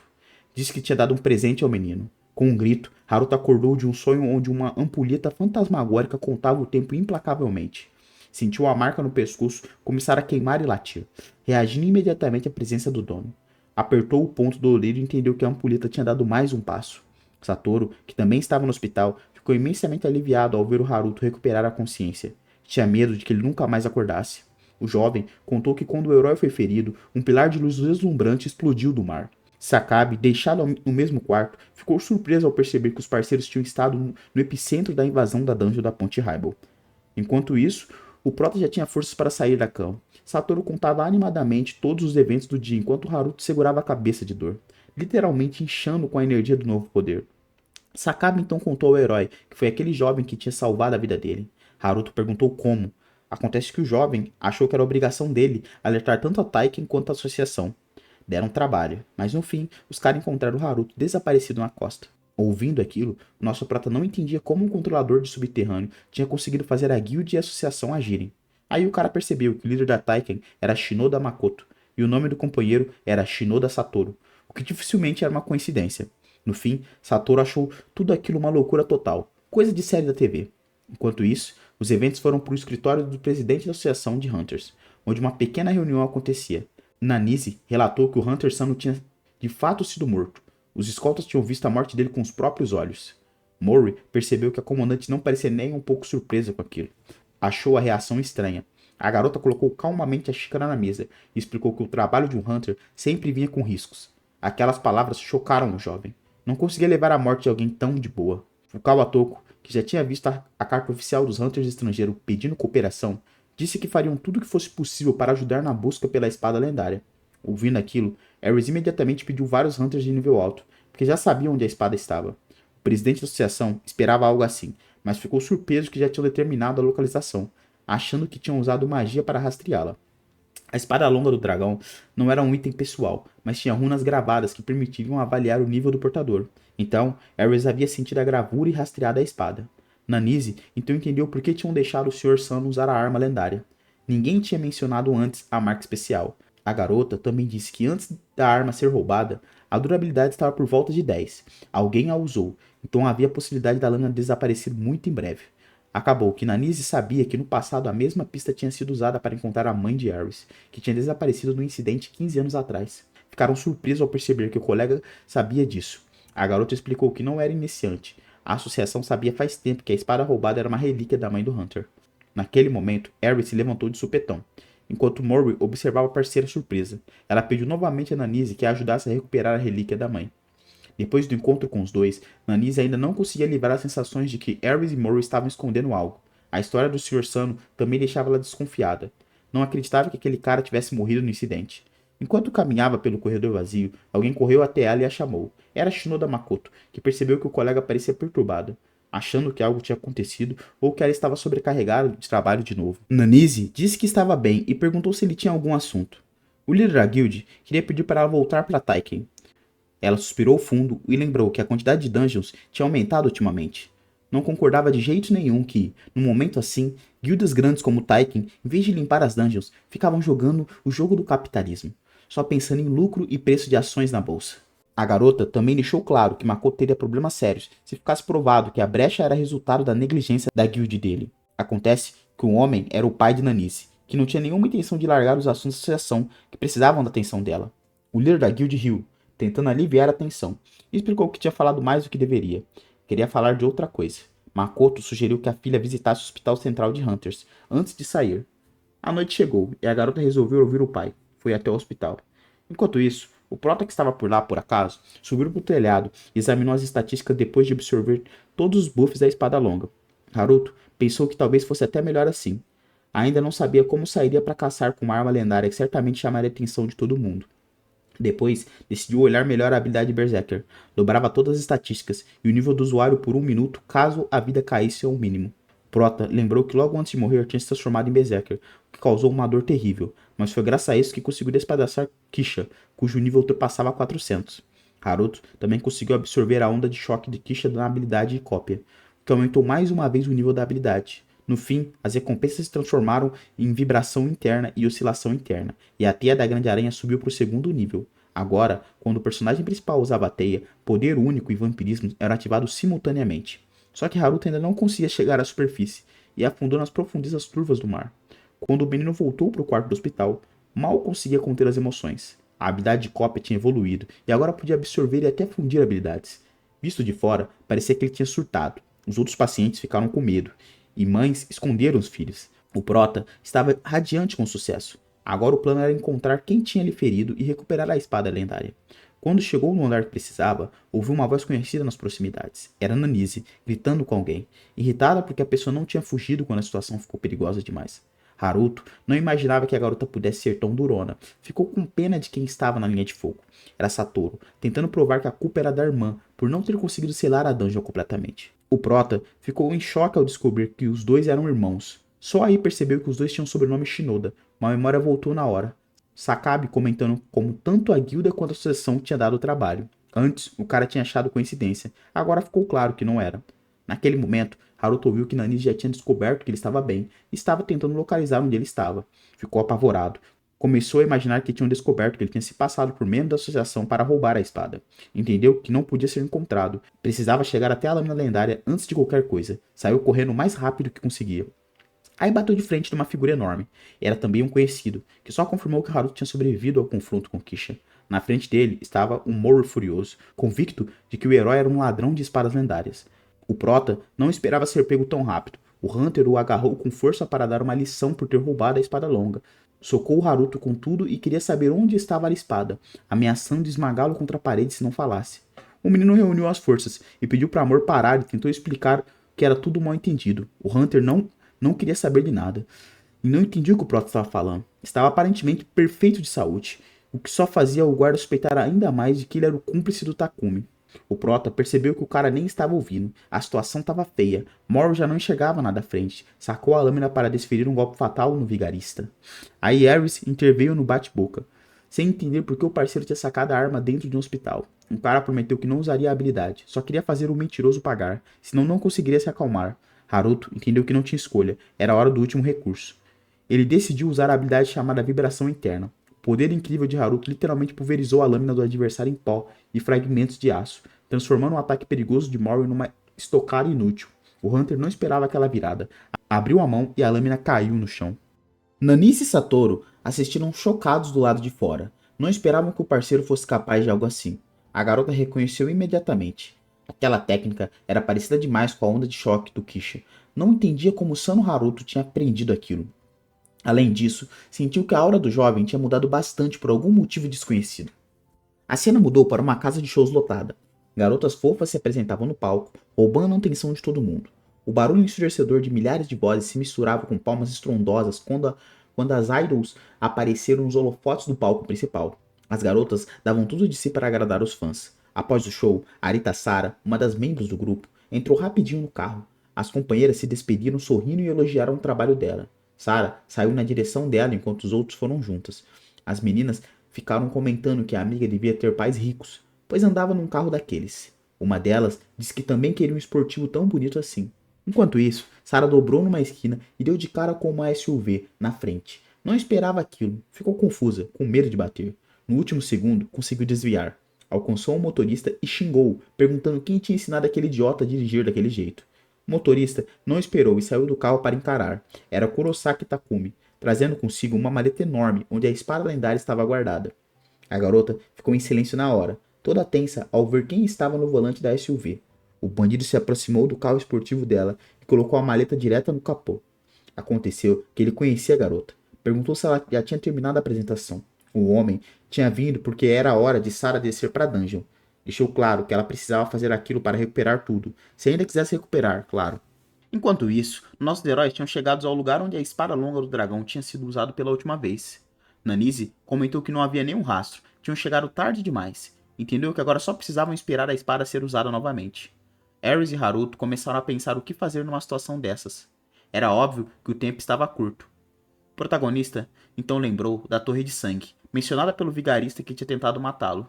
Nanise nunca tinha ouvido falar de uma guilde dessas e assumiu que era uma das guildes sombrias. Mori logo lembrou que a espada poderia quebrar se ficassem só esperando a próxima oportunidade. Ares garantiu que não iriam cruzar os braços, tinha uma pista para trabalhar, e disse que conhecia alguém que poderia ajudar com aquele caso. A cena voltou para Sara, que lembrou de como durante o caos de 15 anos atrás, uma certa criatura lhe deu poder. A princípio, ela achou que tinha despertado como Hunter, mas era uma habilidade completamente diferente. Era algo parecido com a habilidade do Prota, só que a garota podia devolver um objeto ao estado original. A habilidade funcionava como um Ctrl+Z de computador e até permitia curar o próprio corpo. Logo, ela percebeu que poderia usar aquilo tanto em pessoas quanto em objetos. A primeira coisa que fez foi restaurar o brinquedo favorito dela. Depois, começou a comprar itens quebrados ou descartados, restaurar o estado original e vender. Embora não fosse exatamente cura ou restauração, Sarah ganhava dinheiro devolvendo às pessoas partes do corpo ao estado anterior, mas tinha suas limitações. Todo esse tempo, a garota precisava de dinheiro, e muito, porque os pais tinham sofrido durante o grande desastre e entrado em coma. Ela tentava desesperadamente devolvê-los ao estado anterior, só que precisava de mana para usar a habilidade. Sem mana, que só estava disponível para Hunters, Sarah só conseguia regredir objetos ou curar ferimentos leves. Mano, combando com o Prota ia ficar insana a habilidade dela. Então, arriscando a vida, foi pra Dungeon como carregadora para conseguir mana. Mas não era só isso, também podia atuar como healer. Na prática, para um civil que não era Hunter, entrar na Dungeon era igual entrar numa jaula de leão sem arma. Engraçado é que o maior dano que Sarah sofria era o desprezo dos companheiros de equipe, que tratavam como uma mendiga. Tinha momentos ainda piores, quando os companheiros morriam bem na frente dela. Numa dessas, Sarah sentiu que a habilidade só trazia problemas e quis desistir de tudo. Foi aí que encontrou o que mudou a vida dela completamente. Era Takumi, rindo do fato de que a garota não só mendigava mana como um morador de rua, mas também roubava coisas. Depois daquilo, ela começou a trabalhar com a guilde sombria, chefiada por esse cara. Agora que tinham se reencontrado e ido para a casa de Sarah, Takumi não entendia por que a casa estava tão vazia, perguntou onde ela estava gastando o dinheiro. O bandido mal acreditou que a cantora do grupo famoso vivia como uma reclusa de verdade. Não conseguia acreditar que uma idol se satisfazia com 3 refeições por dia em um fast food comum. Takumi riu da situação. Enquanto os outros se esforçavam e faziam dieta, Sarah não ligava para quanto comia porque podia devolver tudo ao estado anterior. O bandido também frisou que entendeu que tipo de pessoa que ela era desde o momento que encontrou ela naquele dia no porão. Achava que os dois eram da mesma laia, porque ela tinha se permitido roubar um homem que estava morrendo bem na frente dela. A garota finalmente demonstrou alguma emoção. Aquelas palavras doíam de verdade. Então Takumi decidiu declarar as coisas. Se o acordo deles continuasse, ele não ligaria para o trabalho dela como idol. Sarah já tinha transbordado de emoção, não conseguia mais comer com calma e jogou o garfo na mesa. Finalmente, perguntou o que era exigido dela dessa vez e por que precisava ir para a dungeon de novo. O líder da guild explicou que precisava que ela ajudasse a restaurar uma das relíquias dele ao estado original, mas aquilo exigia uma quantidade enorme de mana. Takumi jurou solenemente que essa seria a última vez que a parceira teria que descer para a dungeon. Sarah não acreditava nem um pouco. O homem lembrou que tinha prometido há muito tempo achar algo do tipo. Ela ficou completamente interessada ao ouvir que o líder da guild tinha de fato encontrado o item de geração infinita de mana. Takumi logo cortou os sonhos dela. Sarah não entendia por que precisava descer para a dungeon perigosa se era assim. O homem então deixou claro que um item desse tipo ainda poderia aparecer lá dentro. Ele lembrava muito bem do acordo entre os dois, mas prometeu compensar tudo se ela descesse com ele. Enquanto isso, a cena foi para a sede da Guilda do Futuro, onde nossos heróis foram atrás do Sr. Shiroaki. Prota lembrava dele como um líder daquela guild, que vivia reclamando de todo mundo atrapalhava. Haruto achava que seria melhor buscar informações nas guilds maiores, tipo Midas ou Taiken. Nanise concordou com o raciocínio, mas apontou que a Guilda do Futuro era a líder mundial em informações sobre dungeons. Deixou claro que tanto ela quanto a associação reconheciam isso, apesar da vontade de limpar as dungeons de uma vez. Assim, o grupo inteiro logo ficou sabendo do coração do golem gigante. Massado acrescentou que também era chamado de item de geração infinita de mana. Nanise sabia muito bem que era um item raro de recompensa. Aparecia ao derrotar o boss da dungeon secreta, a Montanha de Neve dos Golems. O cara confirmou as suposições dela e contou que a organização deles estavam reunindo informações para localizar o coração do golem gigante. Foi aí que esbarraram numa guild chamada Torre de Sangue, exatamente a que o Prota tinha mencionado antes. Nem sabiam da existência dela, mas agora estava confirmado. Aqueles bandidos estavam recrutando equipe para explorar a Montanha de Neve dos Golems. Até Massado admitiu que aqueles caras eram muito mais perigosos do que pareciam. A Torre de Sangue estava envolvida em assassinatos de pessoas de alto escalão, chacinas de grupos inteiros dentro de dungeons, roubos de item e topavam fazer qualquer coisa para atingir os seus objetivos. O Prota admitiu que o item de geração infinita de mana era um artefato incrível, mesmo sem precisar de algo assim. Ficou se perguntando como aquilo se conectava à espada lendária. Começou a suspeitar que a lâmina seria necessária para derrotar o boss. Todo mundo sentiu a atmosfera extremamente tensa ao redor do Haruto, que achou aquilo tudo absurdo. Nanise concluiu que também que a Torre de Sangue estava indo para a dungeon só porque tinha encontrado o golem gigante. De repente, um dos companheiros disse que achava que não era o motivo principal. Ares explicou que desde a descoberta dessa dungeon secreta 15 anos atrás, aquele monstro nunca tinha aparecido nenhuma vez. Haruto ficou muito surpreso ao ouvir isso e perguntou onde ela tinha tido aquela informação. A parceira não podia revelar todos os detalhes, mas tinha interesse naquela dungeon há muito tempo e tinha estudado. De qualquer forma, a Montanha de Neve dos Golems era conhecida por ser difícil de percorrer. Entre os Hunters, ficava no topo da lista das que eles preferiam evitar a todo custo. Massado logo se perguntou se aqueles assassinos de aluguel poderiam se unir para limpar uma dungeon, que obviamente escondia algo valioso. Haruto quis saber quantos bandidos iriam, mas aquela informação era desconhecida. O recrutamento já estava completo e podia acontecer a qualquer momento. Haruto entendeu que tudo aquilo tinha sido planejado bem antes do roubo da espada lendária. Nanise disse que nesse caso eles também deveriam ir imediatamente. Se virou para o Sr. Shiroaki, que ficou surpreso ao ouvir o nome. A garota perguntou em tom sério se a guild tinha uma equipe de prontidão para partir naquele momento. O líder ficou um pouco confuso e Nanise ficou decepcionada, porque acreditava que a guilda do futuro sempre mantinha um time de prontidão. Masaru tentou se justificar, dizendo que as informações sobre dungeons secretas nem sempre eram precisas, então havia boas razões para ninguém querer ir. As condições naturais do lugar eram terríveis, hordas de golems irritantes cujos ataques eram fracos, mas os números compensavam. No fim, não tinha jeito, ele ainda teria que ir para a dungeon, liderando o próprio time junto com todos os nossos heróis. Os caçadores imediatamente começaram a lidar com os golems, que não davam sinal nenhum de parar. Além disso, os monstros conseguiam regenerar os seus próprios corpos, o que tornava a tarefa ainda mais difícil. A investida dos monstros se tornou realmente devastadora, apesar de todos os ferimentos anteriores, então os lutadores precisavam se esforçar bastante para resistir aos adversários tão fortes. Masaru avisou que os monstros se regeneravam imediatamente, então eles precisavam destruir o núcleo o mais rápido possível. Depois disso, ele começou a atacar rapidamente todos os monstros ao redor, sem dar tempo para que se recuperassem. Usando seus poderes, o líder da guild jogou todos os monstros em uma enorme pilha. Em seguida, preparou sua varinha mágica, que era sua principal arma de batalha. No fim, os monstros foram simplesmente despedaçados, então não tinha mais chance de se regenerar. Masaru ordenou a destruição de todos os núcleos dos Golem quebrados e explicou que a equipe iria eliminá-los um a um. Os caçadores, é claro, obedeceram ao comandante e observaram que aquilo realmente facilitava bastante. Enquanto isso, o próprio líder não parou por aí e usou cada vez mais seus poderes. Haruto, que observava de lado, percebeu que Masaru, que estava tão relutante em vir para aquele lugar, parecia estar curtindo o processo. Ares havia avisado a equipe antes da saída que eles precisavam destruir o maior número possível de golems, mas o rapaz não entendia por que deveriam se envolver na luta. Acontece que essa era uma das condições para o aparecimento do chefe intermediário, e a própria garota descobriu esse fato durante sua pesquisa, que provava que aquela era uma dungeon indutiva. O prota ficou ainda mais confuso ao ouvir termos tão difíceis. Acontece que esse era o principal motivo de Masaru achar que aquela expedição seria complicada, já que havia áreas ocultas na dungeon. Ele explicou que lugares assim normalmente são divididos em zonas, e se o caçador conhece a rota de uma dungeon comum, consegue chegar bem rápido à zona do chefe final. Mas em dungeons indutivas, é preciso passar por todas as zonas em ordem. Se o caçador falhar em uma zona, as demais não aparecerão. Ares tinha uma teoria de que 15 anos atrás, por causa de algum tipo de erro, essa dungeon não pôde ser concluída. E por isso, a área secreta não apareceu. Finalmente, Haruto entendeu que para o chefe aparecer, ele precisava derrotar muitos golems. Mas a garota não sabia exatamente como reiniciar a dungeon. Então só restava agir de acordo com a situação. Na verdade, o herói não se importava com o que aqueles bandidos tinham em mente, porque a missão principal era recuperar a espada lendária. Por isso, Haruto não ficou parado e participou da batalha usando a teia da Grande Aranha. Os golems não conseguiam desviar dos fios resistentes, então caíam facilmente na armadilha do protagonista. Depois disso, o rapaz usava vibrações internas, destruindo os monstros presos. Os outros Hunters perceberam que ele estava usando a teia da aranha gigante e ficaram surpresos ao ver que o item considerado inútil podia ser usado de forma tão eficiente. Enquanto isso, Ares usava sua magia com sucesso para congelar hordas inteiras de golem. Quando tudo estava pronto, ela se virava imediatamente para o parceiro, para que ele esmagasse os inimigos com a espada. Mori não perdia um segundo, avançando e poupando ninguém em seu caminho, mas os monstros gigantes não paravam por aí e continuavam atacando a equipe. Os caçadores viram que um dos golems estava prestes a desferir um golpe poderoso, então decidiram recuar imediatamente. Era tarde demais e alguns lutadores ainda foram atingidos. Então Nanise interveio na batalha na hora, ao ver que seus homens estavam em apuros. Aquilo não era uma tarefa difícil para ela, então começou a concentrar poder na sua mão. Tudo o que precisava fazer era tocar o golem para direcionar todo o seu poder para dentro do corpo de pedra, usando a onda de choque de Kisha. O golpe poderoso de Nanise atravessou o monstro de ponta a ponta, deixando um buraco enorme no centro de seu corpo maciço. Depois disso, a garota se virou para os companheiros para ver se todos estavam bem.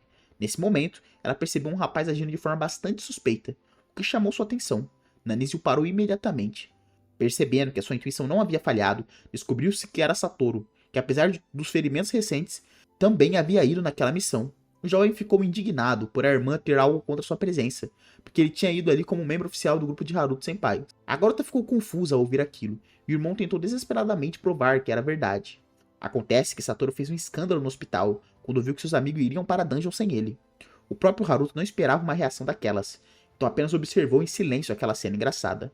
Além disso, o rapaz tinha medo de que o herói se perdesse novamente, como aconteceu na ponte, então achava que ele definitivamente precisaria de um guia. Apesar de Haruto não estar sozinho ali, ele ainda aceitou levar o jovem junto. O prota enfatizou que Satoru seria membro do seu grupo pessoal, porque havia um pedido que apenas seus companheiros poderiam cumprir. Nanise se acalmou e agora tentava entender o que o Sr. Sano tinha em mente, já que os dois eram caçadores de baixo nível.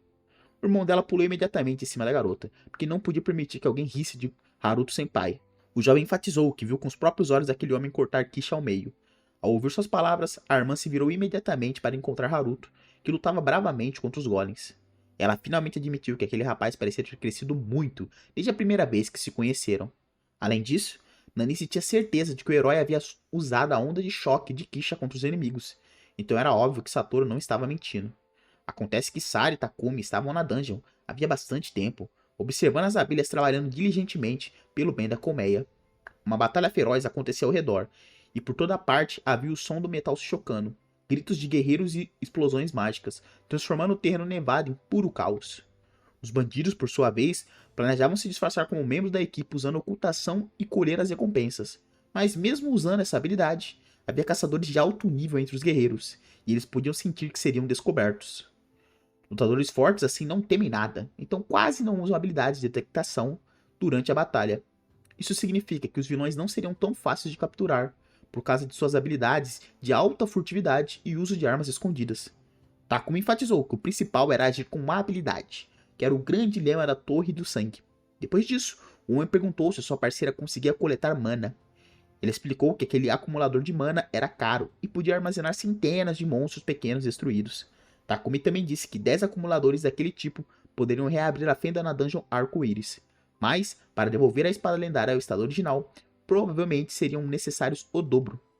Agora Sara, surpresa ao ouvir aquilo, perguntou onde Takumi havia conseguido essa informação. Ele pediu para Sara não fazer perguntas desnecessárias e apenas reverter as coisas quando ele mandasse. Ela então enfatizou que só estava nervosa porque não entrava no subsolo fazia muito tempo. Enquanto Takumi continuava enganando as pessoas, Sara acabou dizendo que não se importava porque, enquanto o acordo deles estivesse em vigor, ela não ligava para o que o Sr. Kurasaki estava fazendo, Bankai. A garota pensava há muito tempo que, se conseguisse obter o item de criação infinita de mana, poderia trazer de volta os seus pais à vida. Enquanto o Prota já havia enterrado quase 200 golems, mas eles não tinham fim, neste momento um cristal estranho brilhando em vermelho voou em sua direção. O rapaz percebeu imediatamente que aquela pedra era diferente das outras, então decidiu copiá-la por precaução, antes de quebrá-la. De repente, o cristal caiu nas mãos de Haruto e desapareceu em alguns lugares na profundeza do subsolo. Então Masato apareceu atrás do herói e anunciou que uma nova etapa da batalha havia começado. O caçador explicou que finalmente havia cumprido a condição para avançar para a próxima área da dungeon. Ele avisou que agora o chefe intermediário do local, o Golem Migratório, deveria aparecer. Muito em breve, um gigante monstruoso surgiu diante deles, claramente muito mais forte que os oponentes anteriores. Ao ver um grande número de estranhos, o chefe intermediário rugiu alto, preparando-se para defender suas próprias terras. Ele avançou imediatamente, tentando agarrar as pessoas pequenas com suas enormes mãos. Os caçadores foram espalhados em todas as direções pelo golpe, enquanto Haruto tentava desesperadamente resistir àquela força. Masato, que já estava pronto para a batalha, gritou imediatamente para toda a equipe recuar. Um segundo depois, o caçador viu pedaços de rocha se espalhando em várias direções após o golpe do comandante deles, e pensou que talvez tivessem se assustado demais, já que tudo parecia ter sido fácil. O problema era o núcleo que ainda não havia sido destruído, então a batalha não parecia ter acabado. Ao se virarem, os rapazes perceberam imediatamente que as coisas não eram tão simples quanto pareciam. Masato olhou irritado para o oponente, que se mostrou um cara duro na queda e não deixaria que eles escapassem tão facilmente. O golem migratório levou apenas alguns segundos para se reconstruir e continuar a luta contra os caçadores. O líder da guild não hesitou e usou magia novamente, tentando despedaçar o golem. O núcleo caiu novamente no corpo de pedra do gigante e tentou encontrar um novo esconderijo. Ele caiu entre as pedras, preparando-se para construir um novo monstro ao seu redor. Masato entendia perfeitamente que o problema era exatamente aquele cristal, que não era nada fácil de se capturar. O Prota conseguiu reagir ao movimento do núcleo e decidiu tentar prendê-lo com a teia da grande aranha.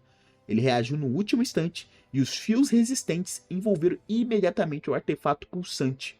No fim, descobriu-se que aquilo não impediu o Golem de acessar a sua fonte de energia. Então as pedras se reuniram em uma pilha outra vez. Haruto, segurando firme sua lâmina, observou o gigante de pedra reaparecer bem diante dele. O jovem percebeu que o oponente não se importava nem um pouco com a teia e tentou encontrar uma solução para impedir aquele monstro de se fundir com o resto dos golems. Neste momento, alguém gritou e avisou o herói para recuar o mais rápido possível. Era Nanise, que não perdeu tempo e usou fogo infernal contra o chefe intermediário. O gigante inteiro se iluminou com chamas azuis brilhantes que rasgaram seu corpo por dentro. A garota explicou que ataques de impacto eram inúteis, então era necessário danificar todos os fragmentos dele de uma só vez. Massado apenas suspirou irritado e comentou que já sabia disso. O líder da guilda explicou que era exatamente por isso que estava procurando outro jeito, porque se não pensassem em algo, teriam que derreter todos os fragmentos restantes ali. Caso contrário, aquilo nunca acabaria. Haruto, que estava parado entre aquelas pedras, finalmente entendeu o principal poder do golem migratório. Ele se lembrou das palavras de Ares, que havia dito que a parte mais difícil seria o chefe intermediário. Além disso, a equipe precisava limpar aquela área para que a próxima aparecesse, e o novo local sempre interagiria com o anterior, adaptando-se aos resultados da batalha. Massado havia avisado desde o começo que todas as pedras derrotadas, depois de se juntarem a uma mega pedra, quase equivalente ao chefe final de uma dungeon normal, Nanise então apontou que, nesse caso, eles só tinham duas maneiras de derrotar o monstro. A primeira era simplesmente conseguir destruir o núcleo do chefe. A segunda envolvia destruir completamente os restos dos golems que haviam derrotado antes. Esse foi o método usado por Nanise, que agora tentava recuperar o fôlego depois de um ataque tão poderoso. Apesar da destruição daqueles rostos, o chefe se materializou de repente atrás dela. A garota não esperava uma reviravolta daquelas e não conseguiu entender como o monstro havia conseguido aparecer bem atrás dela. Ela usou novamente um fluxo poderoso de fogo infernal sem poupar esforço. Nesse momento, o protagonista continuava hesitando, sem saber o que fazer, porque se usasse as habilidades da longa espada, Ares perceberia imediatamente. Finalmente, o rapaz se lembrou que tinha outro item de recompensa que ainda não havia usado. Era a garra do rei Urso. Era a garra do rei Urso, as propriedades do próprio boss. Ficou imediatamente animado. Imediatamente animado. Daquele artefato com certeza ajudariam a destruir o núcleo. Ele absorveu o item. Novas habilidades para a teia da grande aranha. Que agora podia infligir um atordoamento poderoso, penetrar o alvo e absorver os pontos de vida do inimigo. O prota não perdeu mais tempo e avançou para testar seu novo plano. Neste momento, observa os restos derretidos se transformarem em um verdadeiro mal infernal. Moro ficou chocado com a persistência dela. Enquanto isso, Ares entendia perfeitamente que naquele ritmo a parceira não teria força suficiente para ir até o fim. Então o golem reapareceu atrás de Nanise, que ainda não conseguia acabar com todos os restos do monstro. A garota reagiu rapidamente à ameaça e mais uma vez usou o fogo infernal. O fogo infernal engoliu imediatamente todo o corpo de pedra do golem migratório, que por causa da sua lentidão, era atingido por cada ataque daquele tipo. No fim, ficou claro que a força de Nanise não era o suficiente para destruir o corpo do inimigo. Neste momento, o prota veio em seu socorro, conseguindo prender o chefe intermediário com sua teia aprimorada. Isso formou um enorme casulo capaz de segurar com sucesso o grande gigante monstruoso. Nanise olhou para o Sr. Sano com admiração, porque ele havia surpreendido ela mais uma vez com suas habilidades.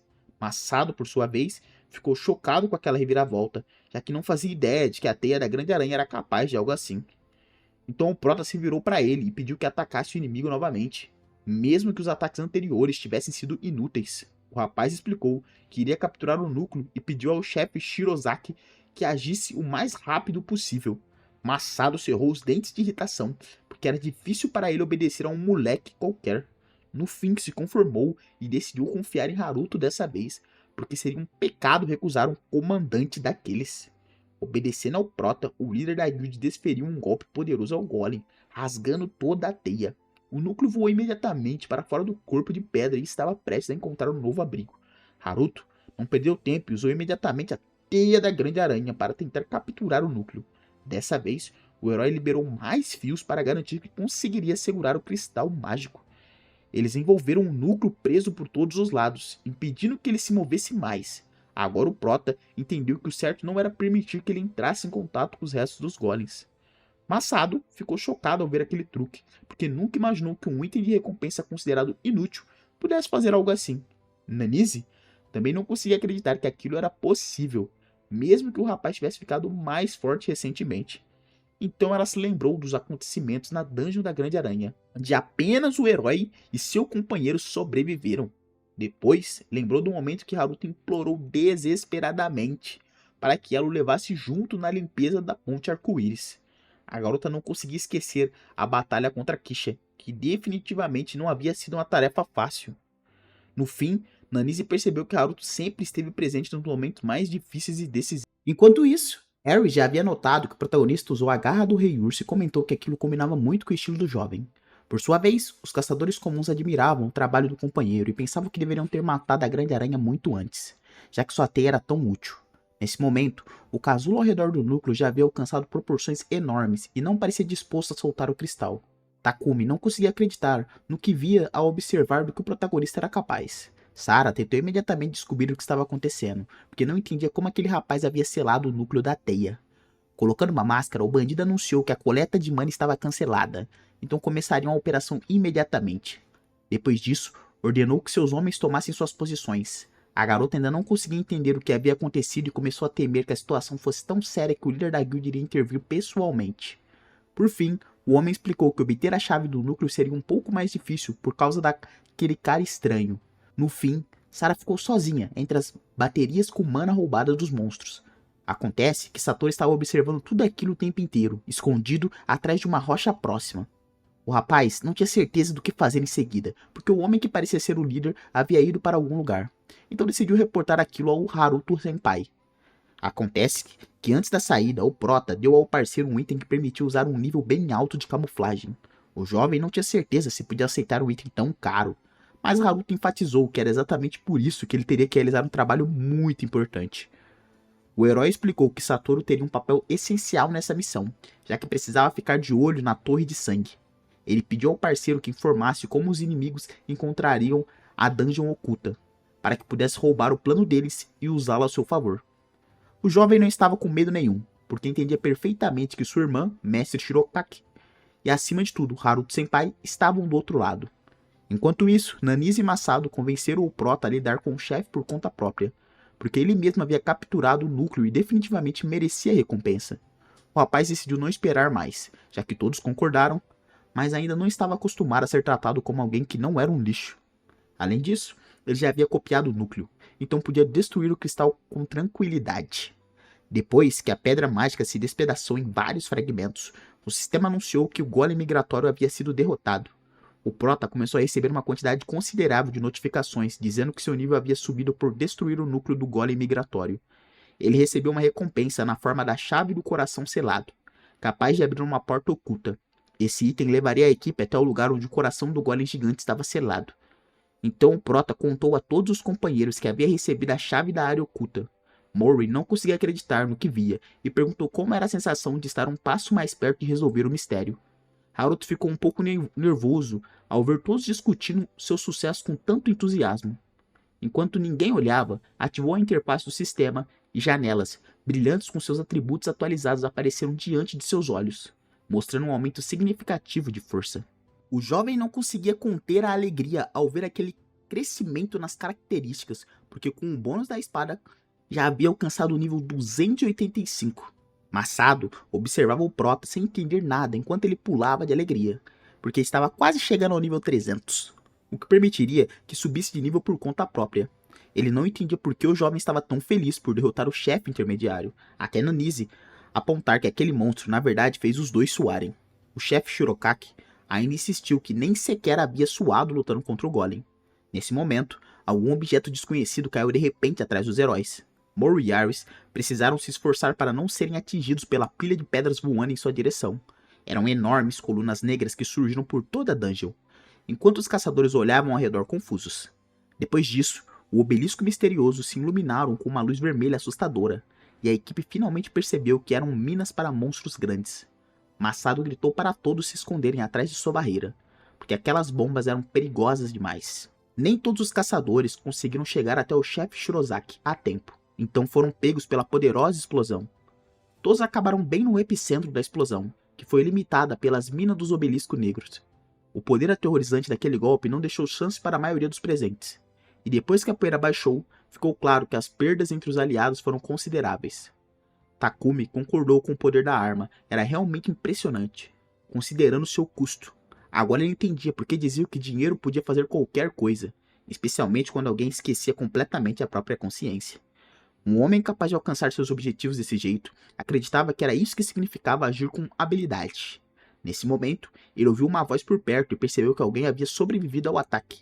Era Haruto, que acabara de desfazer a teia que lhe permitiu sobreviver à explosão.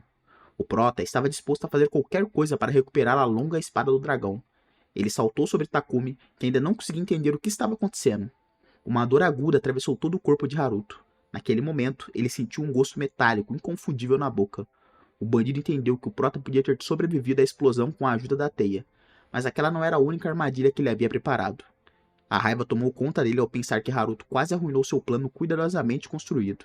Com uma crueldade incrível, o criminoso arremessou Haruto para longe, e ele não conseguiu resistir àquela força. Nanise ficou atordoada ao ver o ferimento fatal do prota, e percebeu que sua vida estava por um fio. A garota não podia ficar parada durante uma situação tão perigosa para seu companheiro, então decidiu usar o Blaster Infernal. Ares tentou impedi-la, percebendo que era perigoso demais, mas Mori segurou a parceira, que também poderia ser atingido pela explosão. O ataque de Nanise foi realmente poderoso e varreu absolutamente tudo em seu caminho. A onda de energia, porém, nunca chegou ao alvo, e o desprezível Takumi permaneceu completamente ileso. A garota, por outro lado, não suportou tamanha pressão e começou a sangrar. Suas forças finalmente a abandonaram. Ela desabou no chão, tremendo em espasmos dolorosos, enquanto o sangue escarlate sufocava sua respiração. Massado ficou apavorado ao ver o que acontecia com a parceira e gritou que precisavam usar uma habilidade de cura imediatamente. Ares interrompeu o chefe Shirokaki na hora, porque era absolutamente impossível usar mana naquele momento. Ela explicou que um gás tóxico havia sido espalhado, bloqueando a absorção de mana e causando dano quando a habilidade eram usadas. Era uma ferramenta bastante sofisticada e extremamente maliciosa que os bandidos usavam para paralisar os movimentos de caçadores de alto nível. Enquanto isso, o exausto Haruto desabou sobre os destroços frios, seu corpo perdido entre a pilha de pedras quebradas. Takumi finalmente conseguiu se acalmar, porque seu principal inimigo, que agora considerado apenas um amador, havia sido destruído. Opa, se você chegou até aqui quer dizer que você gostou, então deixa aquele seu like, se inscreva e procure dar uma olhada em outros vídeos do canal.